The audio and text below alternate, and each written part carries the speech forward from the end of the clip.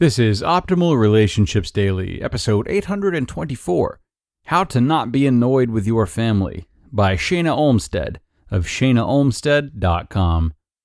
Hello, everybody. Welcome to ORD. I am your host, Greg Audino, back with you today with a post that I think we can all relate to and all gain something from, especially lately as many of us have spent a lot more time than usual stuck indoors with our families.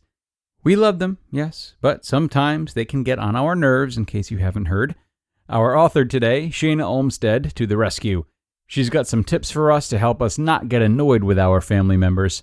So let's listen closely as we optimize your life. How to Not Be Annoyed with Your Family, by Shana Olmstead of shanaolmstead.com.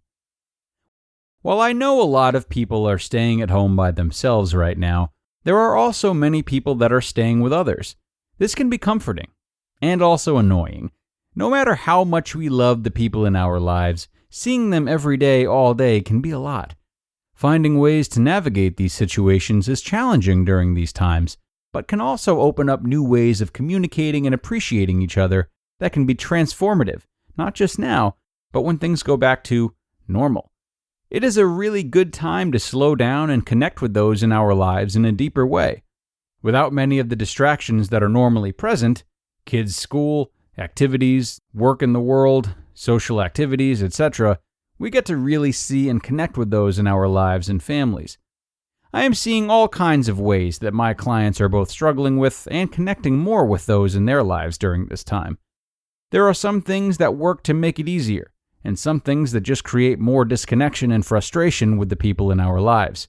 Some ways of connecting and relating that I see right now that are working well for myself, the people in my life, and clients are: Number 1, space and self-care. As an empath and sensitive person, and working with many clients who are also sensitive, I know that creating space, even while being in the same house, is very important. People that I'm talking to are doing this in all kinds of ways, and the people that aren't creating some space for themselves are not very happy. Especially for sensitive, empathic people, it's so important to be able to have some space for yourself in order to feel balanced, as well as to know how you really feel, not your partner or roommate or child. Empaths have a hard time in general understanding their own emotions separate from those around them, and especially during this time when some of us are together more than ever, it's so important to create that space and time to do this. The clients that I have that are managing this most successfully have strategies that help them create space to connect with their own internal insight, as well as disconnecting from the people they are living with. This helps them feel more balanced and have the energy they need to continue giving back to their families, friends, and work. Some things that are working are waking up before the rest of the household and finding ways to connect with themselves, including journaling, meditating, or exercising. Blocking off time on the work calendar, not to go connect with the family, but to take a solo walk, or meditate, or just sit quietly. The rest of the family doesn't even need to know this is happening, but they appreciate the way it helps you to be a calmer and happier member of the household. Taking a break after work to go for a walk, run, or bike ride by yourself. While it can feel tempting to spend all of your off-work hours connecting with your family or whoever you live with, if you neglect taking some time and space to connect with yourself, you will end up feeling trapped and resentful. This is always true, but especially so during these times. The more you can take space when you need it and appreciate and take good care of yourself, the easier it is to remember step 2, practicing appreciation of those in your life. Number 2, appreciation. Appreciation is a transformative energy. When we can conjure up appreciation for those in our lives, it shuts down that feeling of annoyance or criticism and allows us to see them for who they truly are, a soul trying its best in the world, just like us. Annoyance or frustration with anyone is just a reminder to go deeper in practice. It's not a reflection of the other person, it's always about us.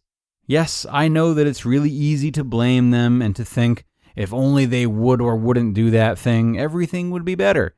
But really, everyone in our lives is a personal emotional trainer.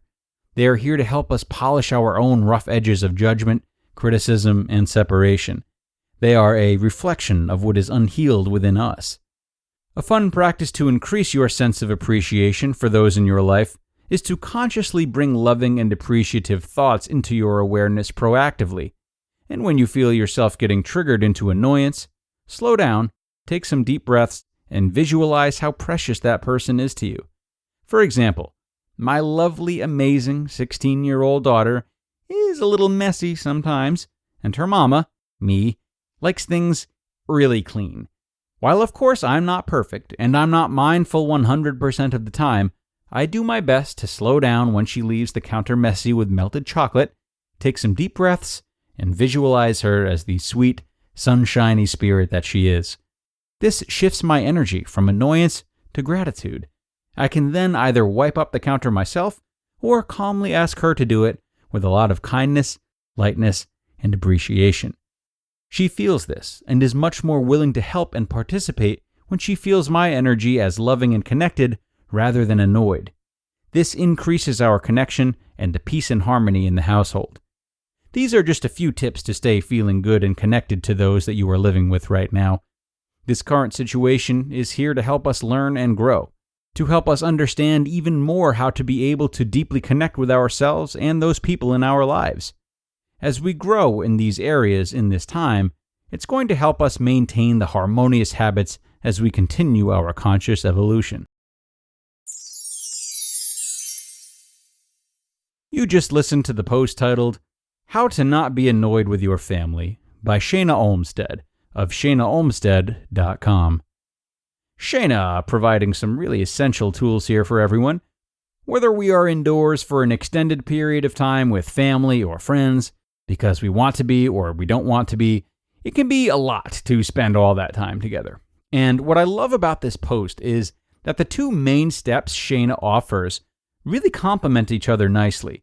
Seeking our own space is important for maintaining the parts of us that make us individuals and are at risk for fading the less time we spend alone. Taking time to appreciate those who we're spending a lot of time with is of course not only good for our relationships with them, but with the very relationships we have with ourselves that we seek to enjoy when isolating ourselves a bit. A key part of all of us is having love for family members and sticking to it in times of thick and thin, as long as it's emotionally healthy to do so, of course. Even feelings like this can be forgotten about when we are spending a lot of time with loved ones and minor mishaps are inflated to being huge blowouts. Surely this is something we never want. So, in taking time to remind ourselves of how we can appreciate these people, we keep strong that innate part of ourselves that connects with them and makes for much of the love we have in our lives. That all may sound a little abstract and out there. Hopefully it made sense. I know my making sense rate is probably just below 50% though, let's be honest. So on that note, I'm going to quit while I'm ahead, everybody. Thank you so much for being here today. We've got one more post for you before the weekend, so be sure to come back tomorrow where I will read that for you, get you on the right foot for the weekend, and of course, where your optimal life awaits.